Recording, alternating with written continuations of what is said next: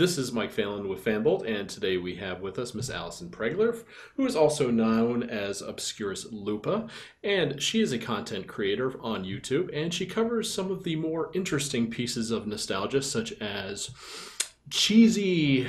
I wouldn't say Z grade because I don't want to say something bad about David Hasselhoff. He's not exactly Z. He's kind of C minus, maybe. Would that be fair? He's a uh, grade all his own. yeah, he is H grade. We'll say that. Allison produces quite a lot of content that tugs at the heartstrings of those of us that have fond memories of the 80s and 90s. Miss Allison, how are you doing today? I'm good. How are you? I'm doing well, thank you. Tell me, how did you get into producing content based on what you base content on? When I was starting doing the videos, I knew I wanted to do something to entertain people or perform. And people were doing video reviews like this, so I wanted to see if I could do it. And the only movie I had on my computer at the time was Undefeatable with Cynthia Rothrock. It had been on YouTube as this viral video, the fight scene where, the guys are ripping off their shirts and licking the blood off the knife and all this overacting. So I just started from there, and it eventually fell into this niche of so bad it's good movies or cult classics or things like that. And I was sort of discovering a lot of these along the way. Did you have any in particular that you really wanted to cover when you started doing this?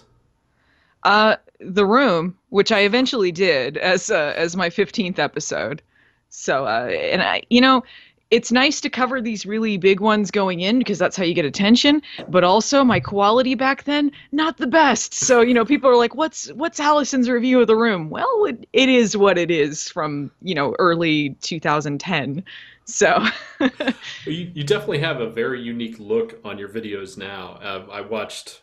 I think I've shown you the picture where my daughter is sleeping on me, and I'm watching like your whole series all the way through because she's just passed out and I can't move. So I think I watched them from start to stop for like half a day while she was asleep on oh me. wow. And you're the set you have now. It's very unique looking. The way you present everything is unlike a lot of other things that you see on YouTube. How did you start putting that together? This is what I want to look like? Did you have an idea in mind, or is it just all kind of come together over the years? Well, I'd been doing the videos for 5 or 6 years at that point under Obscurus Lupa Presents. And I just felt like I was sort of in a rut doing it the same format, just sort of a summary riff. And I was tired of it looking just like me against a blank wall. And I really wanted to just overhaul it and create something that I wouldn't be so burnt out on and kind of reinvent things. And I always loved that aesthetic of the late 80s, early 90s with, the neon colors and the pastels and geometric shapes. And so when I did this, I revamped it just as Movie Nights, because I really like Baywatch Nights. And I thought, this is the revamp Movie Nights, the spinoff. And so when I contacted Michael Scicciano, Skitch, about doing the intro theme for me, the two examples that I gave him for themes I really liked was the second season of Baywatch Nights, which is very saxophone heavy, and the show called Love and Curses, also known as She-Wolf of London, which also has a very saxophone-heavy theme song and is one of my favorite shows. So I just wanted to get that aesthetic, of that period of time, when you'd see like USA Up All Night and things like that. And so I wanted to give a little bit more color to it, so I got these gel things to put over the lights in the background. Kind of had this blue-purple look to it, and basically just went from there. I wanted something of interest other than just a blank white wall. And that was early 2015 when I did that. As far as producing a single episode, what is your process from start to finish? If I'm doing a movie nights, I'll rewatch the movie and take notes on it, do sort of a loose script. If I'm doing it with another host, we don't have any script at all. We just watch it and we talk about what we felt, and then I edit it together into something coherent. But when I'm by myself, I don't really have anyone to work off of, so it's more of a loose script. And that usually takes me a day or two to kind of put that together and rearrange it into something that has a little bit more of a flow to it. Um, I don't know, it takes me about a week or 5 days to edit something like that together. The person we're seeing on screen, how much of that is you and how much of that is a character? It's just me. It's I mean, I think in the old days it was kind of a character, just kind of going like, well, everything's great. But really, I mean, when I'm talking about these, I don't want to just rag on something, like be negative about it all the time.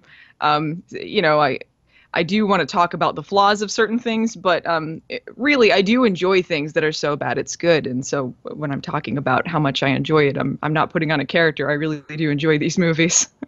I think your Psycho 2 review is the only positive review I've actually ever seen of that film.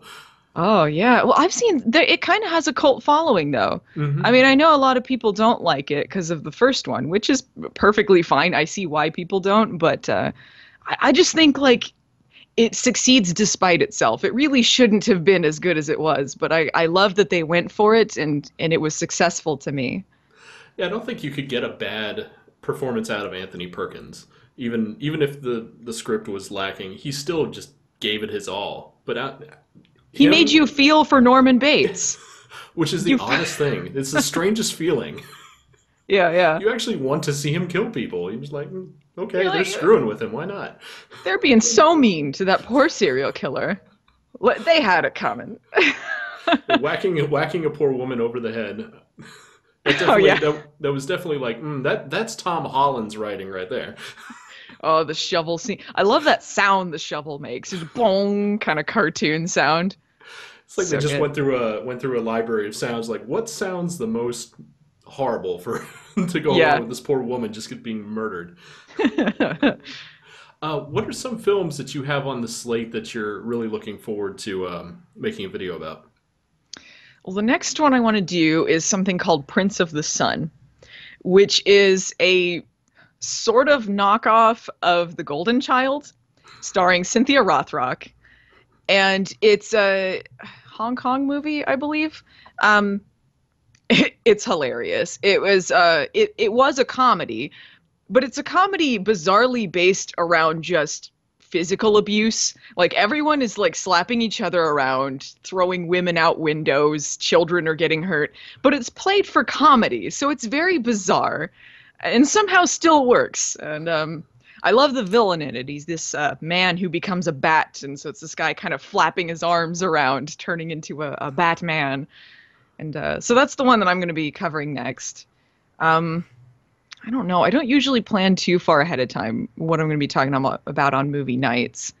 I'm going to be starting a new series on a TV show soon on Quantum Leap because I talk about it enough. So I'm going to be starting a series about that, just analyzing the episodes. But as far as movie nights, it's sort of just as I go along. You definitely have a real fandom for Quantum Leap. Where did that stem from? Uh, uh, my boyfriend Phelan really likes the show, and so Not me, a different Phelan. a different Phelan, the first name Phelan.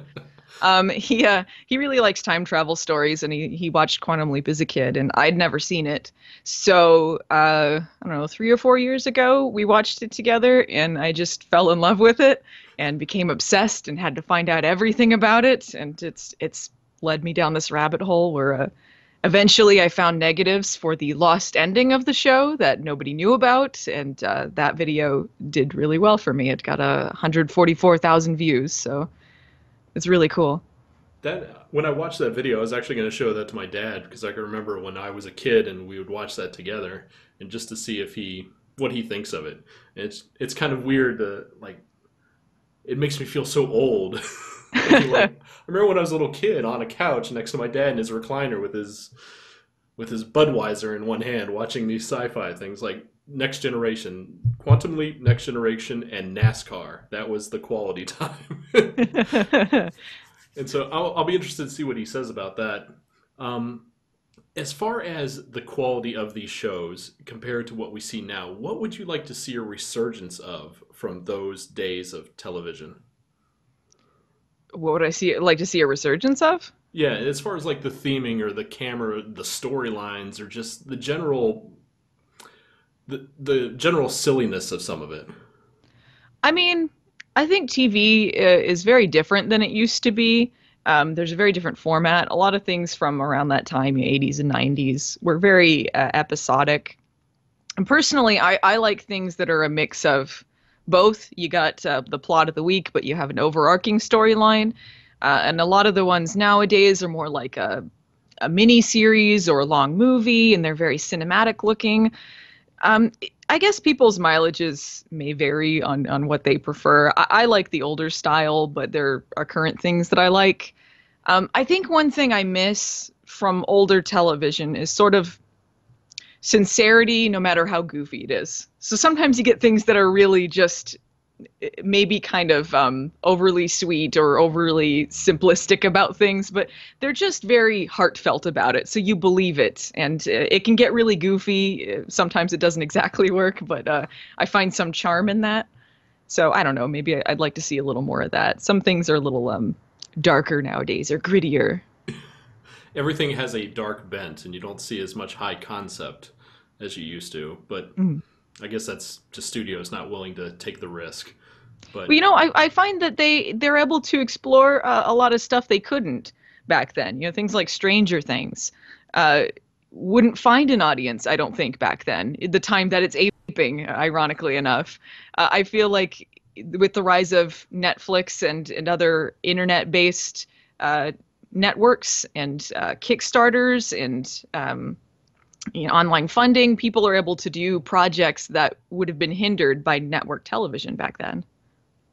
when I was on the set of Stranger Things 2 years ago, and I was talking to the Duffer Brothers about that, Well, that's Netflix cool. gives so much freedom to their creators that, like you were saying, something like Stranger Things probably could not be shopped anywhere else without tremendous studio meddling. Well, they were rejected by several studios, weren't Hmm. they?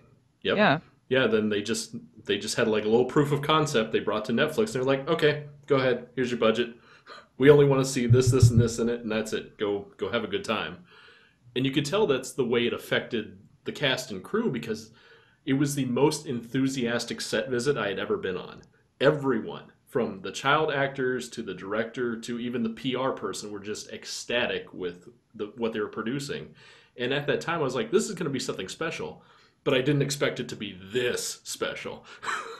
That's great. And and that's really seeing cool that you got to visit them. and seeing little Millie Bobby Brown in that first time, I was like, oh, she's such a cute kid. She reminds me of my daughter. And then seeing what she's turning into, I'm like, oh my god. She's so good. They have such great actors, and the kids in there are really going to go places. Oh And they yeah, already have, you know? They're yeah. doing There's really just well.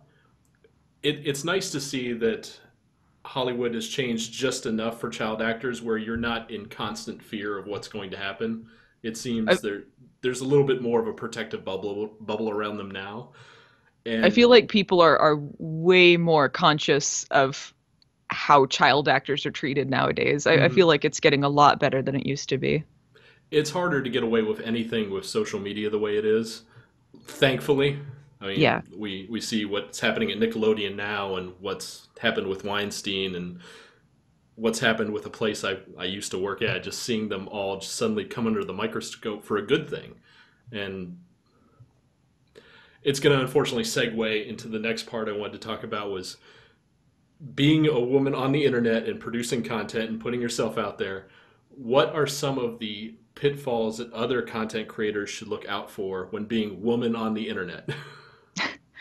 If you're a woman on the internet, my advice is be careful of the information that you put out there. I think no matter what, you're going to come across harassment and people saying things that are inappropriate, and it is more so with women than men.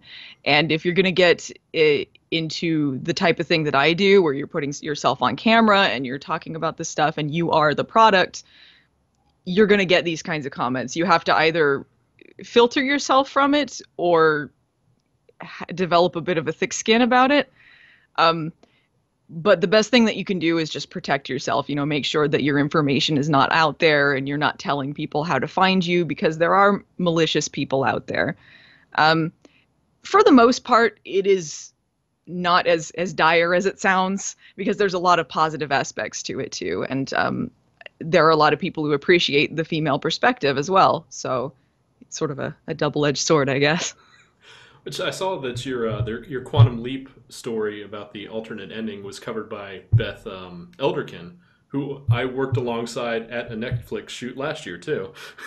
So Oh, cool. it's like She's this great. weird little connecting thing going on. Hey, Are you sweetie. doing an interview? Yeah. Okay. He's doing an interview, sweetie. Aw. Come here. Come on. No, you can say hi. Say hi to Allison. Hi. Hi. Okay, Aw. I'll be out in a few minutes, sweetie. Okay. So cute. Thanks. I'll have to edit that out. Beth is great. She used to work on a website that I was part of that I'm sure people know about. So I already knew her, and I contacted her about that, about the article, and I was like, if you guys are interested, like, here's what I found, and so she posted it for me, and it was great. Where do you see your channel evolving to in the coming years? Do you want to branch out and do other things like directing or producing other things, maybe features or anything like that? Do you have anything like that on the horizon? I don't consider myself a filmmaker. I don't. I'm not really interested in directing anything. I like acting. So there are some things that I've been involved in, like Friends movies, like Jesus Bro or Disco with Brad Jones. So I would love to do more of that. As far as branching off my own show, I just want to keep going with what I'm doing and hopefully keep improving. As far as acting goes, have you as doing things with Doug, but how about in a more professional light or a more like a union shop? Have you thought about doing any acting within that sphere? Well, I haven't been with a union. Jesus Bro was, I think, the most professional shoot that I've been a part of. They brought in their crew from LA. Ryan Mitchell was Brad's friend, or is Brad's friend, and he directed it and brought people that he knew, and he works in that industry. So, I mean, I've been a part of that. I don't know about going to LA and being part of SAG and that kind of thing. I think just because I don't do great under pressure. I don't know if that's the kind of environment I would thrive in. I like acting in independent productions, and I think one of the things I've been toying with is in TV writing, which is something that maybe I would want to branch into, but as far as, like, I don't know, going to LA, joining a union, doing something like that, I don't know if I see that in my future. Oh, you don't want to go through all that hassle? It's so much fun. It's it's scary. It's scary, and I don't know, like, I don't know about performance-wise if I'm quite at that level anyway, if I'm being honest about my own work. Well, what kind of reception has your performance gotten in what you have been in? Have you gotten uh, criticism or critique that's positive in a light where you can grow from, or has it just kind of been like, anybody going to say anything about anything? I think it's been positive for the most part. I think it was probably critiqued a little bit in the anniversary movies with that guy with the glasses, but those I think kind of fall in a different realm because a lot of it falls into skit based, and I don't know.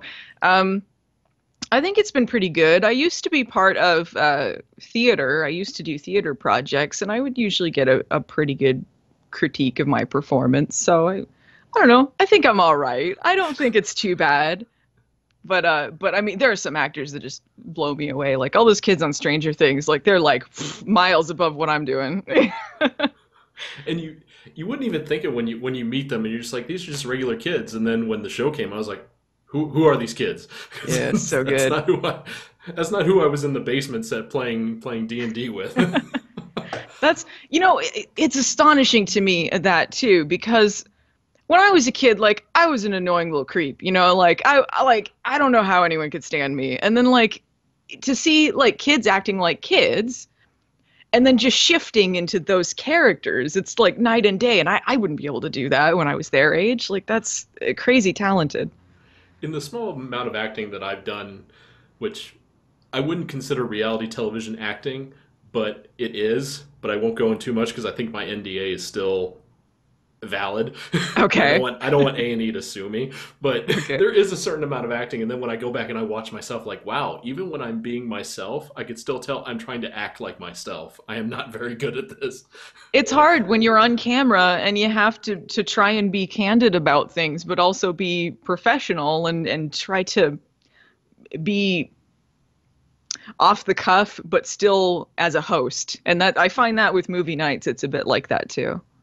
So you just have a little bit of that twinge where you're like, am I really being myself, or am I being myself on screen?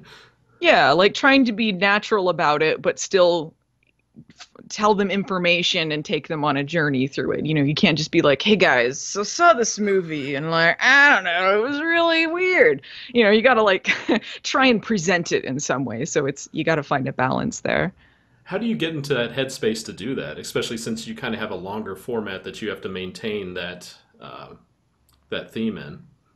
I just have an outline to follow. You know, I have that loose script, and generally, I know what I'm going to do because I have that. So I just try to follow it and make sure that I'm coherent and try to keep the energy up a little bit. I realize I'm kind of low energy in real life, so I got to kind of pick it up a little bit. But yeah. Do you do multiple takes of some of your scripted stuff, or do you usually just nail it like that? Oh, for sure, it's multiple takes. It's anytime you hear me off the cuff, it's a little bit kind of mush mouth sometimes, you know. So when I'm doing it by myself and there's a script, yeah, I definitely do a different take and to make sure that it is the best version of what I'm gonna say. For those that are looking to get into content creation on YouTube, what would be your advice for those people? If you're going to be starting videos, you're probably going to be pretty bad when you start because everyone's pretty bad. Like it's nothing against who the person is, just all of us started out that way. But if it is something that you are passionate about, you just keep going and you see if you can do it and you find your voice, and all of that just comes with continuing to do it and finding experience. And if you want to get noticed, it's really hard. You got to keep active on social media. I recommend joining communities of like-minded content. You know, how I was discovered was from a community that all did movie reviews. But before I was on That Guy with the Glasses, I was part of the community on the forums. And a lot of people just appreciate seeing your name and seeing you part of things. You know, they're like, oh, they commented on my video, like I should see what they're doing. And so if you build up that kind of community, you can get yourself noticed. And I guess that's a good way to make yourself stand out in the sea of people on YouTube or other video platforms. As far as making what you do a full-time thing, obviously there has to be a revenue source. Can you tell us something, or can you tell us some about the revenue source that you rely on? If you're trying to do this full time and you're just depending on YouTube, um, don't try to do it. Like just using YouTube, you have to have a lot of subscribers and you have to work other jobs along with this before, like you can't just quit and say I'm going to be full-time YouTube. Like I don't remember how long I was doing this before I started full-time. Um, so one of the great things that's helped keep me afloat, and well, not even afloat anymore, it's pretty good money, is Patreon. And Patreon is like an ongoing Kickstarter. It's basically you provide the product, and in uh, in exchange for their patronage, whoever wants to donate to you, they get rewards. So I do early access with the videos. So for a week beforehand, they're the only ones that can see them. I do viewers' choice, where I've got a selection of movies, and then they vote on which ones I want to review or I'm going to review, and other things like that. So that helped me make a lot more money than just depending on ad revenue. So now there's two sources of revenue. I make money off of YouTube and Patreon, and it's good to have more than one, because if one of them goes under, let's say Patreon just suddenly went away, I still have another source of revenue. Or let's say that YouTube decided to demonetize videos. You know, that's been an issue that's going on. I still have Patreon. So I'm not just depending on one company to support me. let's say if both were to go under, God forbid, would something like Vimeo, where people have to rent an episode or buy an episode, would that be a viable option for people, or do you think viewers of content like what you and I create would just, it's not something that you would pay as you go? You'd either be paying the person or not paying at all. I don't know if that's a viable full-time thing, like unless it was someone really huge, or if you had perhaps you were producing a series, like a a narrative series, not a review series. I don't know about that. I think most people don't. I think most people like to support it just by watching the content, and there's a lot of people that like supporting me on Patreon. But this is, $2 a video, or $4 a month, or whatever they like to support me with. But I don't think they would want to pay, let's say, $2-3 an episode off of Vimeo and then go through that each time. And it just seems like you would have to be really dedicated to the person to make that a constant thing. Fair enough. Just for journalistic integrity, I am a Patreon supporter of yours, so everyone Thank you. knows, 'cause I still have some journalistic ethics, even though I'm an entertainment journalist. Thank you. I appreciate it. And Not I a appreciate problem. anyone that supports me on there. If anyone's listening, thank you so much, because it helps me do what I'm doing. And for people that want to find you online, not in person, where can they go on social media to find you? You can find me on youtube.com/movie nights the series. On Patreon, it's patreon.com/movie nights. On Twitter, it's at obscurus_lupa, where you can look up my name, Allison Pregler. It'll come up there. I think there's a Facebook page and stuff like that, but that's the big ones. Perfect. Thank you very much, Allison. I appreciate this kind of at the last moment interview thing. I really appreciate it. If you have any final wisdom, we'd like to hear it. If not, whatever, man. I guess I'll leave people with find your own voice. Don't just try to be someone else, if you're starting out doing this stuff. And I just want to thank people again if they support me in any way. All right. Thank you very much, Allison. I guess we'll be seeing more of you next week, right? Your next video is coming out next week? Oh, gosh. Yes. Well, yes. yeah, I have an interview coming out that I did with Elvis Restaino. If anyone's been following my stuff on Sinbad Battle of the Dark Knights, I did an interview with the co-director who did the Bulgarian portions of it. So that's the next video that'll be coming out. Okay, perfect. All right. Thank you again, and we'll be seeing more of you soon. Thanks for having me on. Thank you.